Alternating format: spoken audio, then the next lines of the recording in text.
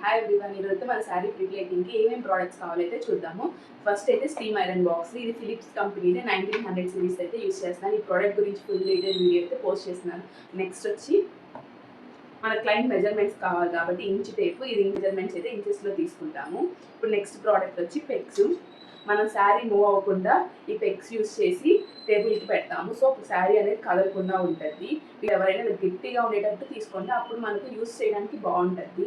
ఇప్పుడైతే ఇంకో ప్రోడక్ట్ చూద్దాము. ఇవి బాబిన్ పిన్స్ కనిపిస్తున్నాయి కదా. ఇవి ఎందుకంటే చెస్ట్ ప్లీట్స్ మూవ్ అవ్వకుండా అరేంజ్ చేసుకునేటప్పుడు ప్రతి ప్లీట్కి పెట్టుకుంటే మనకు ప్రాపర్గా అన్ని ఈక్వల్గా అరేంజ్ చేసుకోవచ్చు.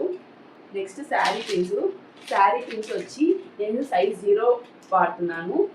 ఈ కంపెనీ వాడుతున్న 0, 1, 2. మోస్ట్లీ శారీ ప్రిప్లేటింగ్ అయితే 0 సైజ్ అయితే యూస్ చేస్తాను నేను. నెక్స్ట్ వచ్చి మెష్. ఇది నైలాన్ మెష్ అండి. మన శారీ డ్యామేజ్ అవ్వకుండా ప్రొటెక్ట్ చేయను ఈ మెష్ చేస్తాము. సో శారీ అనేది డ్యామేజే కాదు.